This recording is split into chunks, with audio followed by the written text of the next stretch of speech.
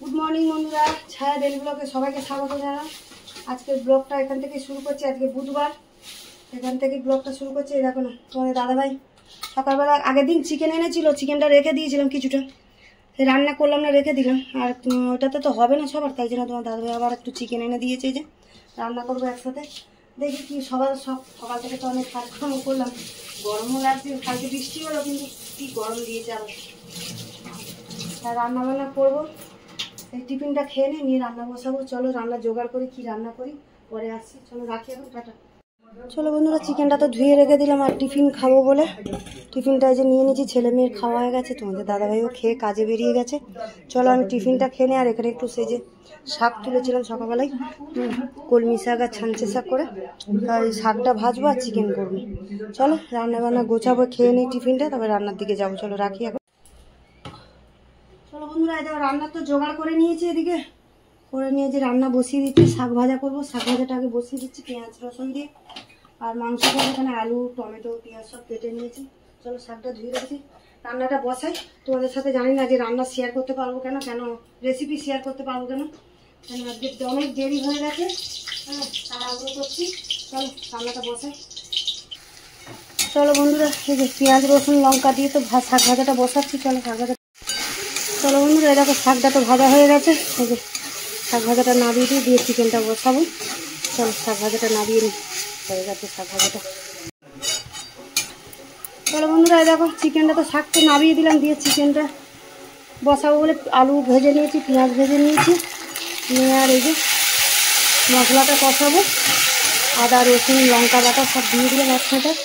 আর এখানে যে চিকেনটা মাখিয়ে রেখেছি নুন হলুদ তেল দিয়ে, আর ভাতের জলে বসিয়ে দিয়েছি। চলো মশলাটা কষাই। আজকে তো তোমাদেরকে সেরকমভাবে রেসিপি কিছু আমি শেয়ার করতে পারলাম না, কেন শরীরটাও ভালো লাগছে না, আর বেলাও হয়ে গেছে, মানে ধৈর্য লাগছে না। চলো মশলাটা চলো বন্ধুরা, দেখো চিকেনটা তো মশলাটা কষিয়ে নিয়ে চিকেনটা ভালো করে কষাচ্ছি। চলো চিকেনটা আস্তে আস্তে কষাই।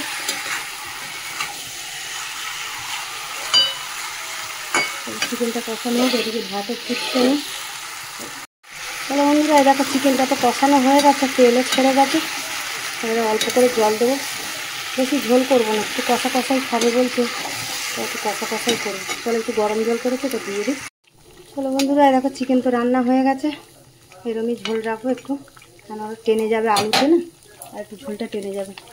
ভাত দিয়ে খাবে যে, নাবিয়ে দেবো। এবারে ধনে পাতা দিয়ে দিচ্ছি, দিয়ে নাবিয়ে দেবো।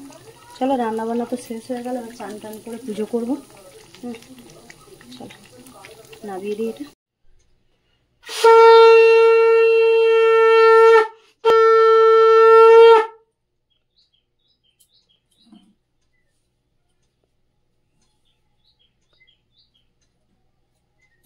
হ্যালো বন্ধুরা, এ দেখো রান্না বান্না সেরে, আর মেয়ে তো পড়তে যাবে, বললো মা দেরি হয়ে যাবে তুমি খেতে দিয়ে দাও, তাই মেয়েকে খেতে দিয়ে দিচ্ছি। মেয়ে খাওয়াও হয়ে গেছে, পড়তে যাবে।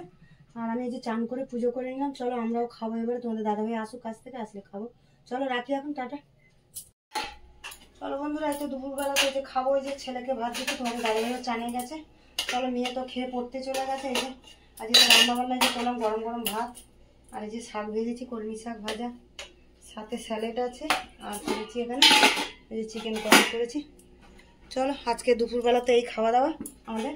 আর এখানে তাহলে ব্লগটা শেষ করছি, দেখা হচ্ছে পরের ব্লগে। টাটা, রাখি, ভালো থাকো সুস্থ থাকো সবাই। চলো রাখছি।